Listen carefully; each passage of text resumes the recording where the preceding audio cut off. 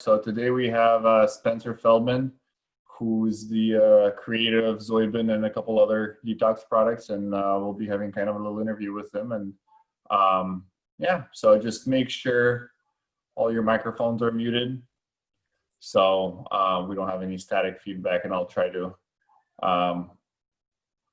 mute everybody if I see something. So just so we can all have a good good connection here.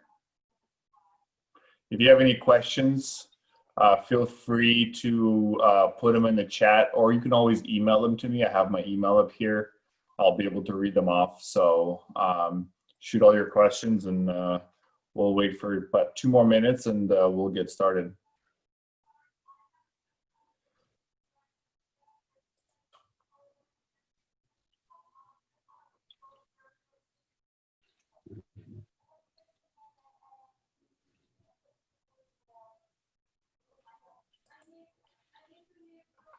So Vlad, do they still have a stay-at-home order there for you out in Washington then?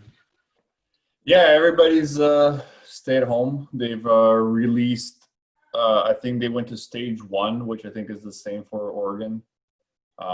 Stage 1 was released, which allows a few more businesses to open. They opened up construction. They just opened up, a casino just opened up, but I think they don't really follow the rules anyway. So they just opened up, and it was on the news. There was a line for miles to get into the casino. So, but yeah.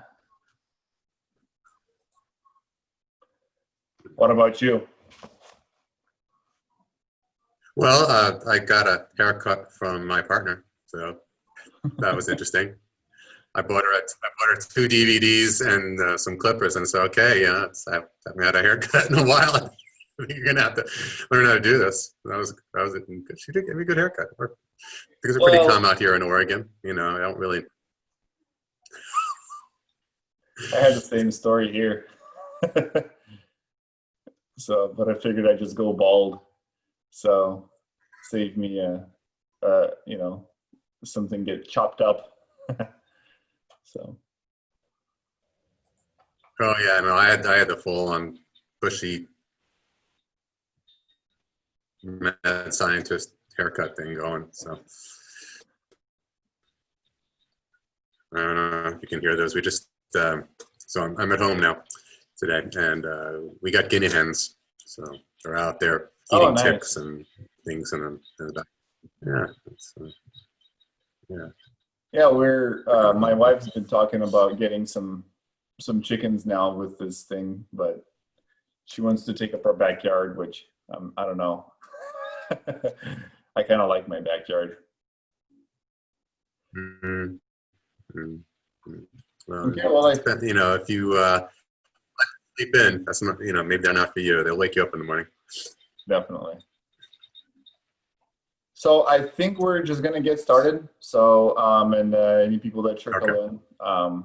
So we do have a recording of this, so we're gonna send those out to everybody in case you miss something.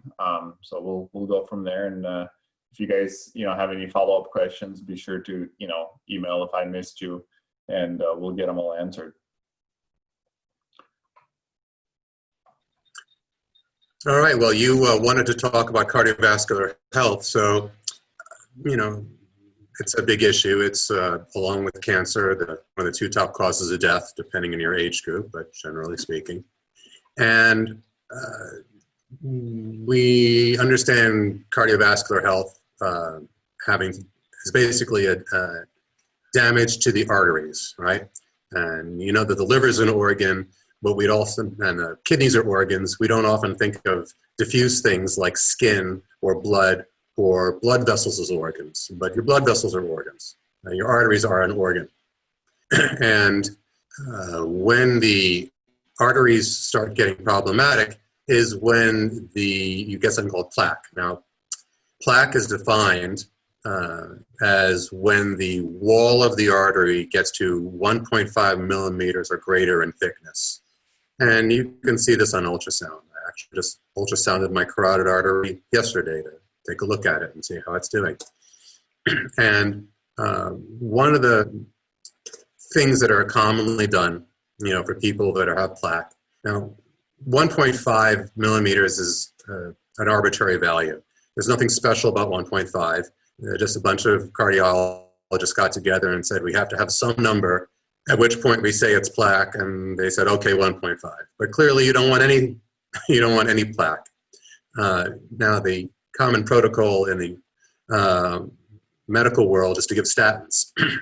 If you look at the reports, the studies, statins really only have any significant results when there's a huge amount of plaque and a huge amount of cholesterol. For people that have very minimal amounts or less than enormous amounts, actually it can be counterproductive. But what's less known is that statins do their work by lowering cholesterol, and CoQ10 also gets lowered. Now, the brain is made out of cholesterol, and all the sex hormones are made out of cholesterol, right? So taking statins and shutting down the sex hormones in the brain is the equivalent of having a hysterectomy, a castration, and a lobotomy. So, not the thing I would choose to use. So if we're going to try to keep our arterial system healthy, the organ of our arteries healthy as we age, then it would make sense that we'd want to understand why they're getting sick in the first place. And as I'm looking at it, I came across, 4 things we want to pay attention to. Now, the first thing is something called a pseudogene. Our body's full of genes, and genes are little snippets of information, little instruction manuals that our cells get on how to make proteins and things. And there's a few of them in us that don't work properly. The genes are there, but they don't function, so we call them pseudogenes. One of them is urate oxidase, and that's what breaks down uric acid. Ours doesn't work very well, so we end up, as a side effect of that, with gout. Gout is the effect of the pseudogene that should handle uric acid. We have a pseudogene for phytolysase, and that's supposed to protect our skin from skin cancer. It doesn't work very well, and as a result, humans tend to get skin cancer. And then in terms of heart disease, there's gluconolactone oxidase, which is the gene that's supposed to make vitamin C. And we don't make vitamin C, or at least the vast majority of us don't. Of the 4,000 mammals that we cataloged, there's about 4 of them that have the pseudogene that can't make vitamin C. That's fruit bats, some primates, guinea pigs, and humans. And so we are prone now instead to heart disease. Because vitamin C is one of the things that protects the health of the arteries. Now, we do have a backup system. Our red blood cells do have some transporters that allow them to recycle vitamin C much better than other animals, but it's a stopgap. It's a patch. It's not as good as actually making as much as you want. So one of the cheapest and easiest things you can do for your heart and for cardiovascular is understand we have a genetic flaw. And, take vitamin C, and it doesn't have to be a lot. It can be something like, 500 milligrams a day. Certainly more if someone's under stress or dealing with, coronavirus or whatever. But just, a little bit can go a long way. The second thing that I believe is causing heart disease is our water supply. Now, the way the water supply works is in a lot of municipalities, they're not getting water necessarily from a pristine mountain stream or somewhere. A lot of it is reclaimed and recycled human sewage. So there's a lot of junk in the water, and obviously the municipalities have to clean the water supply. So they use something called a flocculating agent, and what they do is they put this thing into the water, this chemical. There's a mixture of iron and aluminum, but they put this thing into the water supply, and it's a very strong positive charge, and it makes everything that's floating in the water stick together, and then it drops out of solution, and then it can get filtered. So if you have really muddy, gunky water, and you put a flocculating agent in it, everything that was floating in the water drops down, and your water is cleaner and easier to filter. The problem is we have lots of things floating in our water, in our blood, right? We have platelets and red blood cells and white blood cells and all sorts of things going on in there. And they don't get all the flocculant out of the water. You know, better to have a little more than a little less in their reasoning because it keeps the water cleaner. But they didn't realize that when they did that, they would flocculate humans. So if you take a look at someone's blood under a microscope, one of the things you'll often see is the blood sticking together. And one of the reasons it does this is because it's flocculating. It's having that same chemical that's in the water supply into our bloodstream, and it gets rid of something called zeta potential. It takes the electrical charge off the blood cells so they all stick together. Now, one of the things that does, in addition to lowering the oxygen capacity of the blood, is it can cause the blood to start to slightly coagulate. Now, you know, so a person cuts themselves and they form a scab. And that's important because otherwise, you know, hemophiliacs can bleed to death from a paper cut. An exaggeration, but you know what I'm saying. So, you know, we have a system in our body that's designed to coagulate blood so that if it's exposed to air, if we get injured, we don't bleed to death. But with flocculants in us, we start coagulating slightly on the inside. And if you look at blood, live blood under a microscope, and you see these, the fibrin and the platelets, they're sharp. And I believe what happens is as these are going through our blood, so our arteries, they're actually kind of sandpapering or sandblasting and scraping the arterial wall. And one of the things I point to in this is if you look at where plaque forms in the 100,000 miles of arteries, right? If you look where it happens where they curve or where they branch. And I think that's indicative that it's turbulence. These are places where the blood kind of loops and spins and bounces a little bit. And so I believe these are places where the sharp crystalline aspects of coagulated blood are just scraping away at the artery over and over again. Now, one of the things that is kind of misunderstood about plaque is a lot of times people will use an analogy of a pipe from an old house with a lot of crud on the inside, right, a mineral deposit. And they'll say, well, that's the plaque and you must clean it out. But that's not how it happens. Plaque isn't something that accumulates necessarily like that. Calcifications can to a degree, but plaque is actually a growth of the wall of the artery itself, right? So imagine, you know, somebody gets a black eye, right? What happens? It swells up. It gets thicker temporarily, right? Now, or let's say someone gets an injury and they get an injury of the skin of their arm, right? And a scab forms. And for some reason, the scab gets knocked off and another scab forms, and they just keep bumping it off by mistake. Eventually, they're going to have scar tissue there. It's going to be thicker, tougher material, right? So this is kind of what happens in the arteries. We have this chronic scraping of the artery wall and a lack of vitamin C to repair it. And so it's this chronic wound, it's this chronic ulcer, a chronic irritation, and the body goes, well, I should do something here to reinforce this, right? Because if it rips open, the person can bleed to death internally or, you know, have a hemorrhagic stroke. So it releases something called LDL, which everybody thinks is this terrible thing that you want to lower with statins. What LDL does is it's a growth promoter. It causes the tissue of the artery to get thicker. And so this is the tougher scar tissue, right? It's trying to bolster up this weak area that's getting damaged. Now, it's also like a glue that holds everything together. Now, the body, if the plaque gets thick enough, it could actually block the artery completely. It could completely knock it out. And sometimes you hear of someone who goes to the doctor, and the doctor checks their arteries, the coronary vessels of their heart, and they say, oh my gosh, your artery is 98% blocked. Well, how is that person still alive? How come they didn't have a heart attack? 98% blocked. That means, you know, I couldn't breathe through get by with 98% of my breathing blocked, you know, but we're supposed to think our heart survive with 98% of its blood supply at a particular section of the heart blocked. So that's another hint. So what goes on is when the arteries start to thicken and start to block off, the body generates new blood vessels around it. It's called collateral growth.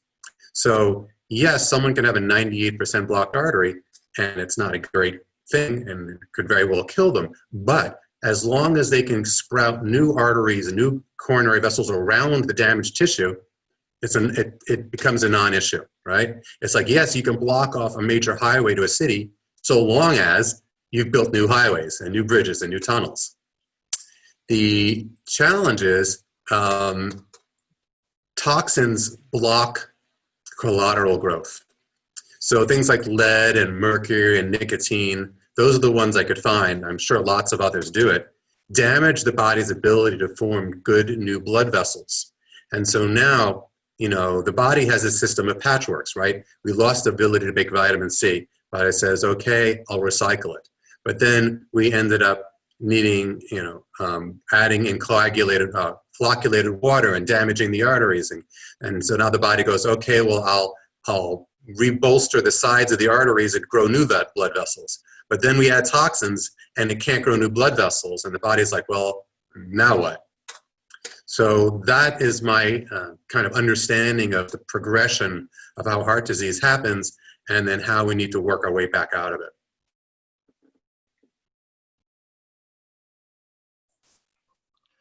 Awesome. That's great insight, I think. Do we have any questions from anybody on just general heart health and artery wall thickening and so okay, doesn't look like I have anything. So All right, so let's continue. Yeah, I mean, the one thing would be a good question is, kind of leading into it, what can people do? What can people do to help reduce the thickness of their walls? Whether it's with a product or maybe exercise, or what is a good maybe lifestyle change, or what can people do to help with getting that improved? Okay, well, let me address, someone had a question about high platelets. So we'll first try to figure out why the platelets are really high. Sometimes it's something unexpected, like eating a lot of bone marrow or something. But the issue with platelets isn't a big deal if they're small. It's when they start to get into these giant, stroke formers that it's an issue. So the coagulation of platelets is part of this coagulation issue. It's part of this loss of electrical charge. So we have to thin the blood, basically, is what that is. And the idea is to thin the blood in a way that's good for you, because if you thin the blood in the wrong way, you cause a problem on the other side and hemorrhaging. So to be, one of the things that I found is that we make a product called metacardium, which is EDTA as a suppository. And when I was doing studies with EDTA by suppository, one of the things I noticed was EDTA had an ability to decrease blood clotting, but it didn't seem to overdo it, right? So let's say, 10 is blood clotting to the point of a stroke and 0 is not blood clotting and bleeding to death. And most people are walking around at, say, 6 or 7. The EDTA took people right to, and let's say perfect health was maybe at 5. The EDTA dropped them down, but not too much. It lowered them down, made their blood a little thin, but it wouldn't keep going and push them the other way. Now, I know some people use aspirin for that, but aspirin can cause problems with the stomach. So I think using EDTA to keep the platelets liquid is a great thing to do. Did that answer your question?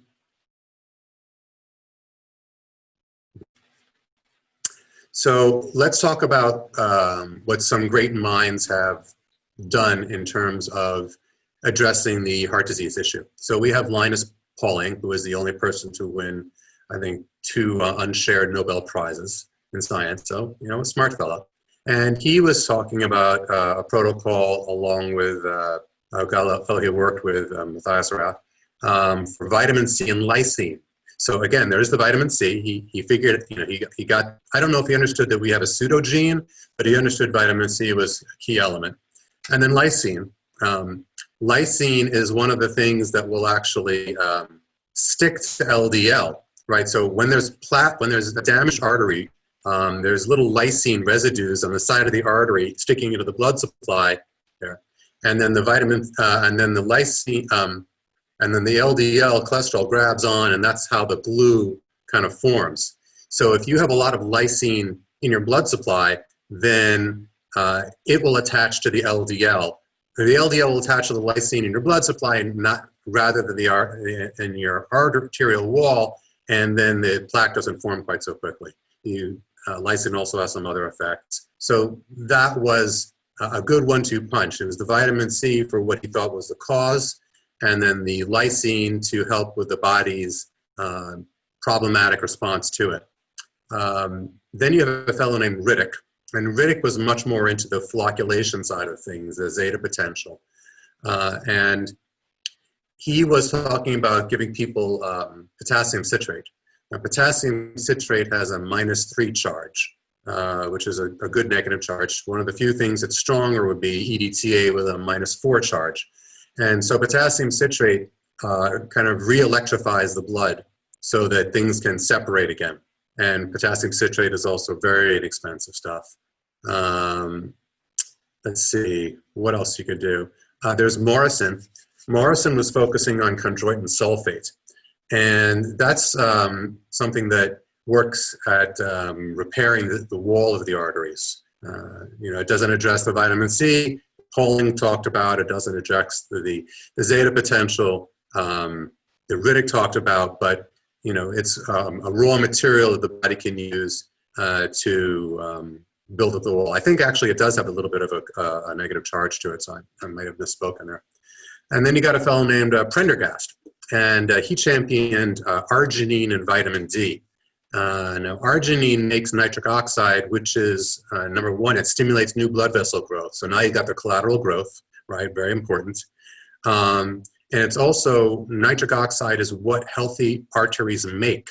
So when the body has damaged arteries, not only does it need more nitric oxide to grow new arteries around it, but it's not making that it needs, because the very thing that makes it is the arterial wall. So arginine for nitric oxide is great, and vitamin D for the calcifications.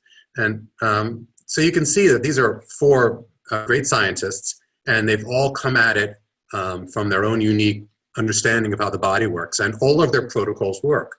I don't think it's necessary to pick one. I think the idea was you do all of them. Vlad, as you know, we made a product that has all of those ingredients in it called Rubeplex. I take a teaspoon of it every morning when I wake up and mix it in my fruit juice or yogurt. So, but those are the main ingredients. You can add a little go-to cola that's in there if you want to make this yourself. That stabilizes the plaque so it doesn't rupture, because if someone has plaque and it ruptures, that's how they stroke out. And a little nattokinase is another thing that can help dissolve these things. So there are ingredients that you can put together yourself. I've listed them. If you want it pre-made, we make it for you.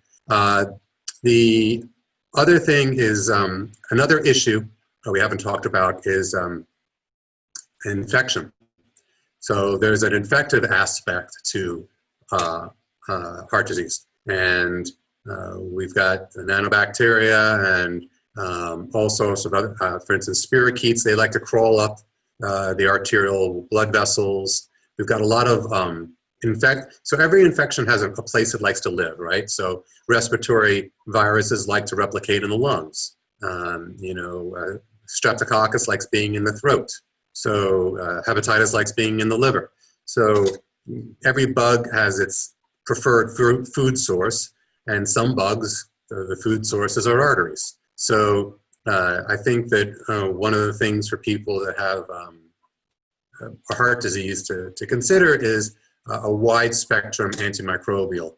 And that would be something that would go after viruses, fungus, bacteria, parasites, candida. Go after all of it, because you don't know what necessarily is nibbling on that bit of tissue that you're trying to keep healthy. There's lots of ways to go about that. My favorite ingredient has a broad spectrum antimicrobial is ellagic acid. Ellagic acid, we know, inhibits integrase, which is what viruses use to get inside a cell. And if it can't get inside the cell, they can't replicate. It inhibits chitin synthase, which is what fungi and candida use to grow. So if they can't grow, that's it for them. It inhibits gyrase, which is the enzymes bacteria use to keep their DNA spooled up. And if their DNA on spools, they can't function properly. So I'm a big fan of ellagic acid. It's my favorite molecule. We offer it in a product we carry called Ellagica, along with some things that are synergistic to it and make it work, I think, better. And that's the Ellagica product. But again, whatever method you think is something that makes sense to you, consider that if you're dealing with heart disease, there's an infectious aspect to it. And then the other thing, of course, is detox, right?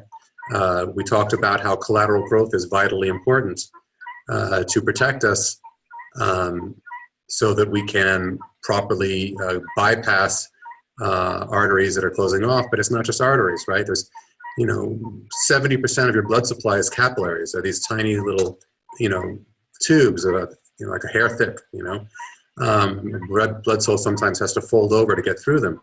So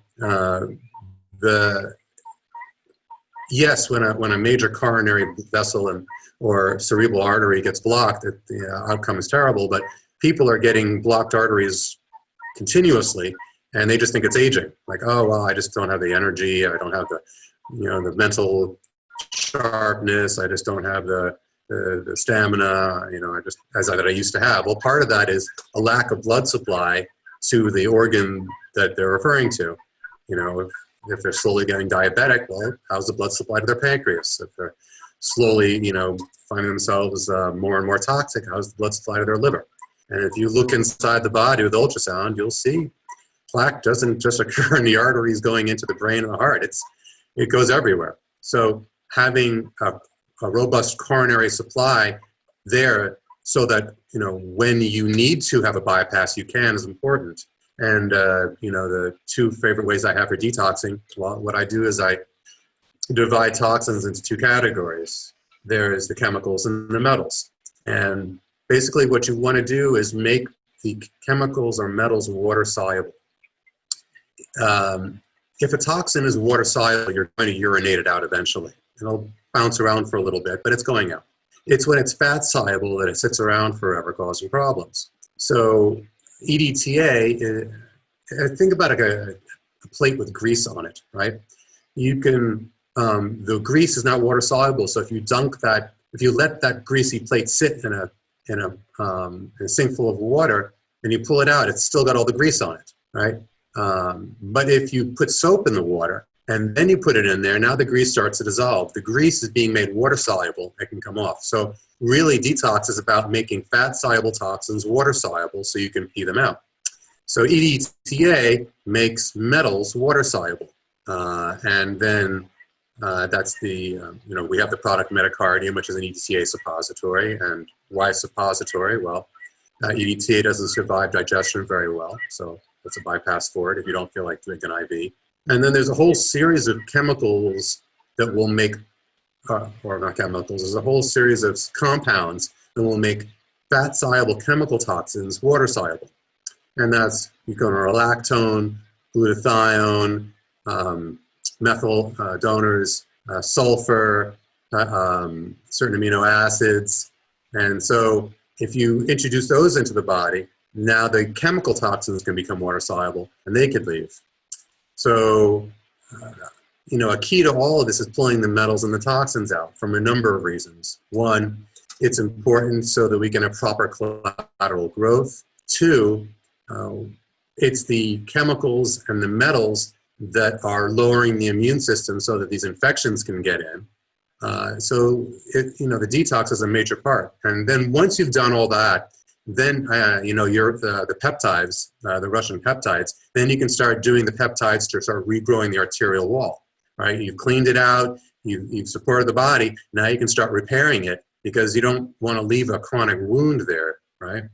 So that's sort of an overview of what I would say is a responsible way to take care of your arteries. You've got supplementation, you've got infection control, you've got detox, and then the peptides for the regrowth. How about you, Vlad? What's your opinion on the matter? I think that sums it up pretty perfectly. I think I was just making notes on the supplementation, infection. What was the last two? So supplementation, so proper supplements, as per what those great scientists already figured out. Zeta potential, which is putting the electricity back in, and we could talk about that in another show, the device we have for generating electric charge in the body. Dealing with infections, detox, and then repair with peptides. Perfect. Sorry, that was just such a cool phrase. Yeah. So let's let me just. So I think let's go through a couple of questions right now. Yeah, I saw one from John about what about calcium in the tissue. John, are you referring to calcium in the tissue in general or in the arteries in particular, as in arteriosclerosis? Can you be more specific?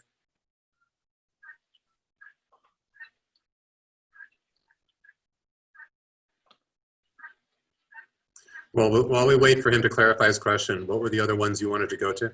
Yeah, so actually, Joel asked another question is, what happens when people have vessels removed in surgery? Does the body grow a new vessel eventually to replace what's been removed?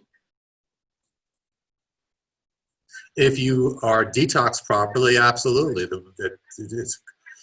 So the body is in a balance, right? So on the one hand, it's a balance between heart attack and cancer, okay? If you have no blood vessel collateral growth, you better be pretty darn clean, because you better make sure, how do I say this? Not enough collateral growth leads towards the path of heart attack and stroke. And too much collateral growth leads towards cancer, because cancer is a hypervascular scenario. So you want the right amount of collateral growth. And the best determinant of how much collateral growth you have is your own body. Your own body should decide for you when to grow new blood vessels, as in you've had surgery and you need to sprout some new blood vessels through there. And when there's an area that's a little cancerous and you don't want any blood vessels going in that location. But absolutely, the body can and should, and assuming you're detoxed enough, will generate new blood vessels into damaged areas. All right, perfect. There was a question about general calcification.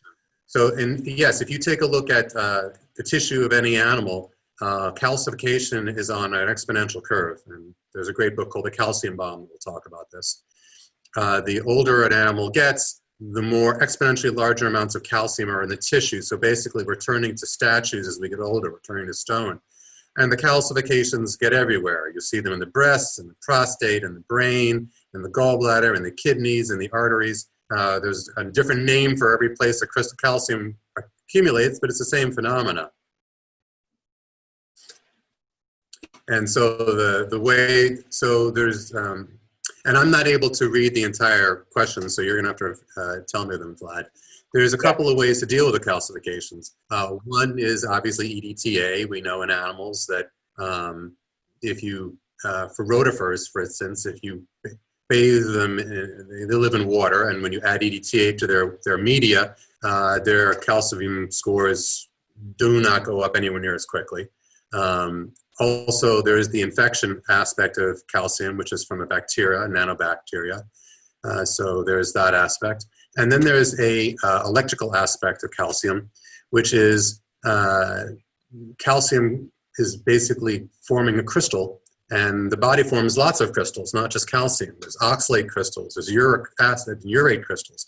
So it's part of a larger question, and we can get into that, but it's going to take a whole other talk about how do you deal with crystallizations forming in the body.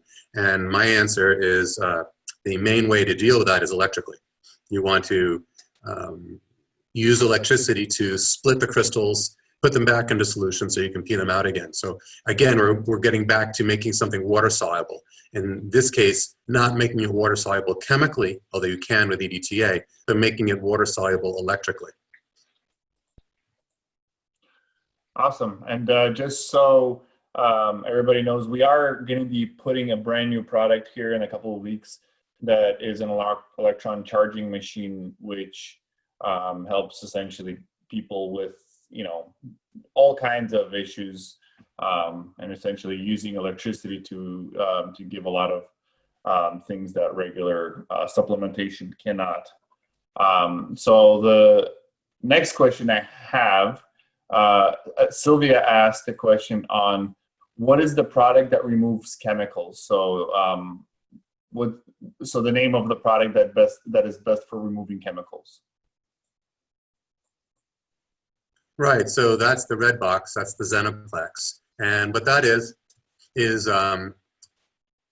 most people when they, the chemical detox has gotten very confusing because a lot of people are jumping on the bandwagon to try to make money on it without having done the science behind what it actually means. So you've got three phases for chemical detox. Phase one is attaching a oxygen to the chemical, right? And that is cytochrome P450 enzymes. And so this is what a coffee enema does. It triggers cytochrome P450 to attach oxygen to a chemical. The phase two attaches something else to that oxygen. So now it's attaching glutathione or glucanolactone or sulfur or methyl groups or B5. And now you've got a completely water-soluble chemical and it gets peed out. Sometimes it comes out through the bowels. And that's phase three, is it's squirted out the body. Now, the challenge is some people will just do phase one. They'll just do a coffee enema or something that stimulates phase one, but they won't have enough of the phase two complements to finish the job. And this is where you see people getting very sick or very uncomfortable from products that don't finish the job. We'll say, oh, great, you're feeling terrible, that's a great sign. No, it means they didn't make the product properly, because what happens is when the cytochrome P450 enzyme attaches an oxygen to a chemical, it temporarily renders it more toxic. Now it can move around the body, but not necessarily get out, right? So there's that intermediary phase between phase one and phase two where the chemical's worse than it was before. So when you give people phase one stimulants and they don't have enough phase two conjugates, you've actually made them more toxic.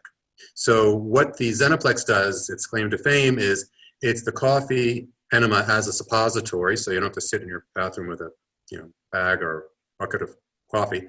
And then it's all the phase two conjugates at the same time. So the chemicals in the body, have a split second maybe where they're a little more reactive, and then they get conjugated.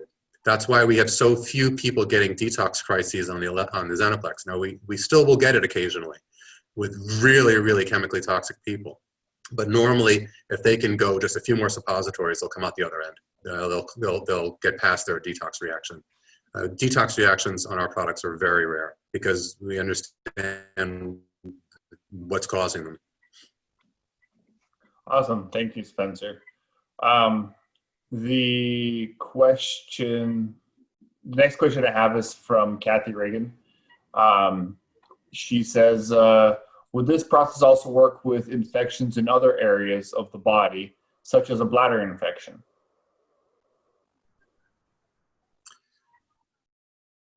So the aspect of ellagic acid will go everywhere. Bladder, not bladder. There are some things that are more specific. So clearly, something that acidifies the bladder, like cranberry extract. And some people use DMSO dealing with bladder issues. But ellagic acid has a global effect on the body. Most of what I was talking about was not about infection, but the ellagic acid, which is I'll tell you a story about the ellagic acid. I got a bite on my arm from a tick. And within a day or two, my arm was red from my elbow all the way to my wrist. The whole thing was swollen. And no, wait, hang on. That was the first time I got a bite on my arm from a tick. Right. The first time I got a bite on my arm from a tick, I took antibiotics for it because I was like, oh, Lyme disease, I don't want to mess with this. And it went away. And then like maybe another month later, there was a mark on my arm still. And I was kind of rubbing at it and the infection came back. It didn't clear it. And within a few hours, it was like half the size of my arm, right, from here to here. Wow. And I'm like, okay, I have antibiotics if I have to take it a second time. I don't want to take antibiotics. It was the first time I taken antibiotics in 30 years. I'm very anti-antibiotic, but I don't feel like losing my arm or getting Lyme disease. So I said, wait a minute, let's just see what happens. I have the ellagic acid here, right? So I took a magic marker, this is how you do it, right? And I drew around the outline of the raised red infection on my arm. And then I started pounding ellagic acid. And then I have photos, I could probably find it on my computer. Within 12 hours, you could see that the redness had shrunk within the boundaries of the black line. Within 24 hours, it was almost gone completely. Now, I went ahead and took the antibiotics anyway, because you don't mess with Lyme disease. Lyme disease can ruin a person's life. How fast that infection started to clear. And my guess is, had I stayed with the ellagic acid, I would have knocked it out completely. But the thing is, I was taking the ellagic acid every hour for 24 hours, and I did not feel like having no sleep for the next 3 days. So, yes, the 2 times I've taken antibiotics in the last 30 years was from possibly Lyme infection, and I'm not playing with that one. But to answer your question, ellagic acid is an amazing, thing to have in the house, because the reason I invented it, one of my kids was sick when he was visiting his grandparents across the country, and my wife at the time said, hey, our kid's sick, what does he have and what do we do? And I'm like, well, I don't know, it's bacteria, it's viral. I mean, it could be parasitic or fungal for all I know, but probably not. But, and I was like, well, gosh, I started thinking, I need to come up with something that's like a shotgun approach, something that no matter what somebody's got, there's some way to deal with it. And my thought was I was going to be making a product with like 5 or 6 different supplements in it, right? Something for gram-positive bacteria, something for gram-negative, something for the viruses, something for the parasites, something for just, and I was going to just have to make this big shotgun approach. And so the first thing I come across was ellagic acid. And as I'm looking at it, I'm finding that it goes after all of them. So it ended up just really being one ingredient, and then all the other ingredients in the ellagic are there to support the ellagic acid to keep it from making the blood coagulate and to strengthen it. Oh, you can hear the guinea hens in the background. So yeah, it's in the bladder, so that sucks. But ellagic acid it's kind of irrelevant where. I don't know if ellagic acid passes the blood-brain barrier, but beyond that, I think it would go everywhere. I actually do have a similar story with Ellagica as well. It was a couple of years ago, and we used to live in a really we had over an acre, kind of slightly wooded, and all of a sudden my entire family started developing just itching, just random itching, and we thought it was ticks. We thought it was, we kind of inspected the body for everything, and we really couldn't find anything. My wife ended up going to a dermatologist, and they laughed her out of the office and said, you have nothing, you're going crazy, is what they actually said. But you would just have this itches all over the body. Oh, it's a delusional parasitosis. Yes, yes. And then so what we ended up doing is, I started, I think I talked to you a little bit about it, and, we ended up going on a Zoiben because we didn't know if it was a parasite or if it was an infection. So we started doing Zoiben and Ellagica, and I swear within 2 days, it all went away. We took it for the full, 30-day course for the Ellagica while it was still in capsules. And then, we did the week of Zoiben, and even had my little guy, who was like 2 at the time, you know, on a little bit of a, I think like a, you know, eighth of a teaspoon or something of the Zoiben as well, and it all went away. So it was crazy because we've tried everything. We've tried creams, we've tried anti fleas, you know, everything that we possibly could, and this was the only thing that actually helped. And now, you know, it's something that I can't, you know, I have a bottle of Zoiben in the fridge, and I have a box of Elagica on the kitchen counter. It's it's a must-have, definitely. That's a great story, and I'm very glad it helps you. Now, a couple of things. One, Elagica is a capsule, again, back to popular demand. It's not a powder. The other is, you know, I mean, theoretically, it's possible that it would have gone away on its own. It might have just been running its course, and, you know, the Zoiben and Elagica were just very well timed. But when the dermatologist said, your wife, she's crazy, well, that's a story you hear from people who have Morgellons disease when they go to dermatologists. And wow, man, I mean, if you guys had Morgellons and you were able to knock it out, that's amazing, because that's a very hard thing to get rid of. Yeah, it was interesting. So, well, let's go on to the next question. We're at 45 minutes, and I don't want to, well, if people want to overrun, but I know we probably all have things to do. But Joan asked a question of, so using the frequency medicine does help to clear up calcium crystals. And I think she may be referring to the machine that we're talking, the frequency machine. But okay, so the machine that I'm using does not put out frequencies. I've made frequency devices. Frequency devices are like antibiotics. A person doesn't have an infection due to a lack of antibiotics, although you can use antibiotics to knock out some infections, and of course there's side effects. So, you know, I use antibiotics incredibly sparingly. Frequency, you know, we don't have diseases because we have a lack of frequencies. We have, although you can use frequencies to blast certain things out. So the idea behind the electron charger, and, you know, again, that's a whole hour talk, is you're probably familiar with the concept of grounding. And we're designed, like all of the natural creatures, to be in barefoot contact with the earth, and which is a source of electrons. And then that runs it goes up our meridians, which are irrigation systems for electrons, and that runs our system. Our body is designed to run on electrons as part of its system. Electrons are the antioxidants of the body. They're their main power supply. They keep the blood from going. They do 1,000 things, right? I mean, water, oxygen, electrons, ATP, these are all fundamental aspects of how metabolism runs. And so I started grounding, and I didn't notice anything. And I said, well, you know, what happens if I put more in? So I built a machine that would pump electrons out of the earth and into a person. And in terms of the crystal aspect of it, what happens is crystals this is a long conversation about how crystals form inside of tissues with acids and making cell salts. Let's just say, and we'll get into it more next time, that if you have all right, at the end of the day, everything sticking together is electricity, right? So the principle in physics is likes repel and opposites attract. That's a very simple way of one of the most powerful truths of the universe.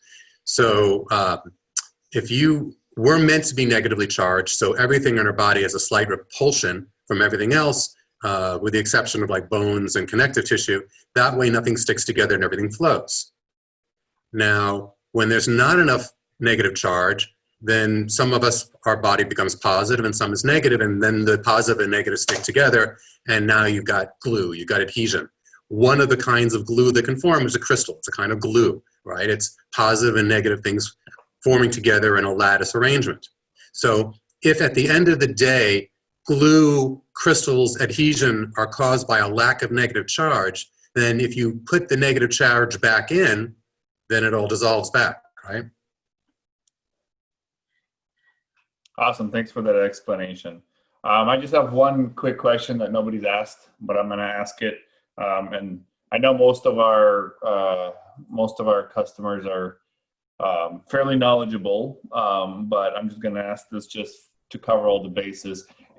If somebody's about to detox, whether it's going through, one of your products, or, through more kind of, juice cleansing, or, any one of the other methods that coffee enema type of cleansing, what are just good, is there any good rules to follow just to make sure you're, you don't have any kind of reaction, and what should you be doing, what shouldn't you be doing during a detox phase, and maybe post and pre detox? Okay, so like, how can people screw up their detox? What are mistakes people make? I think is the way I'll phrase that question. Okay, one thing is people will detox at night. Don't detox at night, right? You're not going to be drinking water for the next 8 hours. You're not going to be moving your lymphatics for the next 8 hours. You're laying in bed. So detox during the day when you can move around and drink water and flush the stuff through you. That's one. Secondly, detox. How else do people do it wrong? Make sure you're hydrated, right? So a good detox is turning things into water soluble. So you have to, be peeing continuously. You never want your mouth to get dry. Take binders, right? Some of the toxic elements that you're going to use, or you're going to take, are going to be pushing the toxins out your colon, through the gallbladder, and you don't want to reabsorb it because the colon's job is to reabsorb things. So if you take binders, zeolites and fiber and pectins and things like that, that can help you from reabsorbing. A big mistake people make is when detoxing mercury. They'll do something where they'll have a rebound effect because the thing that they'll use to grab onto the mercury will let it go and move it from point A to point B and then cause problems.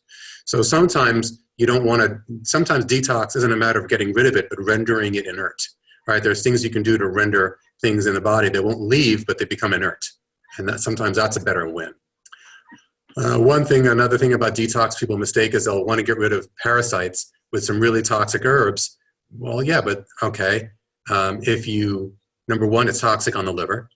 Number two, if you kill the parasite, well, then now there it is in the body and it'll rupture, and out of the parasite will come all the bacteria and the viruses and all the toxins the parasite was accumulating for you. And that's toxic. And then now the body has to encapsulate it. That takes energy, and it's got this little cyst or little inside the body. Or if the herbs they use for to kill the parasites don't kill the parasite, but just piss it off and irritate it, the parasite can dig deeper into the tissue, get up in the brain and the eyes and the heart, go into deep into the liver, trying to escape the poisons, and now you got a worse problem. So, this is why the Zoiben was not designed to kill the worms so much as just make them want to leave and confuse them. Now, the electrical device, the electron charger, when an enormous amount of worms come out of them. And if you go to YouTube and type in electricity and worms, you'll see people, country folk who want to go fishing, and instead of buying worms, they'll take a car battery and take it to the riverside and stick probes into the ground and electrify the earth, and worms will come out, and then they can grab them and go fishing, because it turns out worms really hate electricity. So one mistake people make with detoxing is they try to kill parasites. You do not want to kill parasites. You want to ask them politely to all the viruses and parasite and bacteria and toxins they've accumulated. Thank you very much. Now you can go. And electricity or electrons tend to do that. And we can get into why that happens in another talk. Awesome. Perfect. I think, there's one more question, which I don't know if we'll have enough time for this, but Jolyn wants to know if you can go through your different products and how to take them and reactions that you have. But before you answer that, I'm just going to make a quick, just all general statement. So we are currently working on having about 2 webinars a week. So we have a next webinar on Tuesday and another one on Thursday with Tuesday is going to be on stem cell works. Thursday is going to be on Benagine. And then I think in the following week, I think we'll have another webinar with Spencer if he's okay with it. He doesn't know about it yet. But to try to answer some other questions and maybe touch on some other detox products, maybe cover a couple of our other ones, and try to get everybody really understanding on all the different products and what they can do for them. Yeah, so we have a next one is Tuesday. It's going to be Tuesday at 4:30 p.m. Pacific, and we have another one on Thursday at 11 or 12. I don't remember. So if we don't get all of your detox questions, or if you want to go into different products, send me an email. You have my email, vlad@qisupplements.com, on what products you want to know more about or what issues you have, and we can just do it about that for an hour. So do you want to go, Spencer, really quick through the different products that you have and what they help with, or is that too much? Well, Vlad, we got 15 of them, and we could talk for 4 hours, an hour on each of them. So I don't think we have the time to get into that today, unfortunately. Okay. All right, Joel. Well, we can, I guess you're going to have to tune in next time. So, yeah, I mean, really quickly, there's, so do you want to just go through and just different ingredients? Just through at least, if we go at least through the suppositories. I'll give the elevator talk. Huh? Yeah, sure. Okay, so we have metacardium is EDTA, right? And EDTA is used for metal and calcium detoxification. Zenoplex is the coffee and phase 2 conjugates, and those two ingredients, that set of ingredients people use for chemical detox. Glytamins is a whole series of things which was designed to be an alternative to the liver gallbladder flush, which is the olive oil, Epsom salt routine. And so that's for, and if you take a look at someone's gallbladder on ultrasound, you'd be surprised how many people are walking around with stones and sludge in their gallbladder. Industrial is something that we made with for people who wanted to support their prostate. Then we have, Notoplex. There was a lot of people wanting to clear out scar tissue. Let me see, Rejuvelon was based on working on the three, supporting the body and dealing with the three most problematic endogenous pre-radicals, superoxides, hydrogen peroxide, and I don't remember the third one. Anyway, and then let me see, we have ellagic, which we've already talked about, which has the ellagic acid in it, which is my favorite go-to for, ellagic acid is my go-to for antimicrobials. The Rubeplex we talked about, that has all the ingredients that we talked earlier on in this conversation regarding what those 4 scientists had used as their support for cardiovascular health.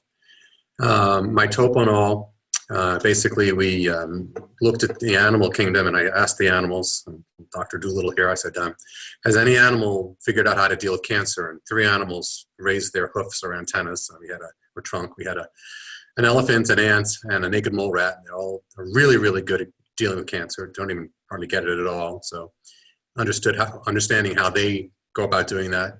The mitopanol was an attempt to recreate their strategies. I think, and then there's the electron charging machine, which is something we use because we are no longer spending our lives barefoot on the ground, but surrounded by electricity and insulated shoes and synthetic clothes and carpets, and are basically in a desert of electrons. Most people are massively electron deficient, and it's causing all sorts of things they're not aware of. And I'm sure I've missed a few. Limplex? Yes, right. So, the lymphatic fluids. So everybody knows about blood, but there's another fluid system in the body called the lymph, which is the sewage system of the cells. It's where the cells release their wastes. And, if that isn't functioning properly, then, you get fatigue and depression and toxic and infections and stuff. So learning how to properly care for the lymphatic system and getting that flushed is another thing you can do. And then castor patch and satori are the two ones, and Zoiben, but I think Zoiben about. Right. So, Zoiben was working along the lines of how does a biofilm occur in nature, and so basically the infections of the body are typically communities of fungi, bacteria, parasites, viruses, all living together in a kind of mucousy matrix called a biofilm. And they organize themselves into these cities, basically, with transport and storage and communication lines and their own police force. And the white blood cells just can't get in because they get stuck in this goo. So being able to dissolve biofilm so that the immune system can actually get in and get at these infections. A lot of people, they can never clear an infection because they can never clear the biofilm. And then even if they do, then there are these things called persister cells, where 1 out of every 100 infectious cells is sleeping. And so you can't kill it because it's not metabolically active. And so then you think you've killed everything, like the infection I had on my arm, and then the conditions are right, and then it repopulates again. So understanding, the tricks that infections have to setting up shop in the body and how to get them out. Perfect. And then castor patch? Yeah, people have been using castor patches and castor oil since ancient Egypt.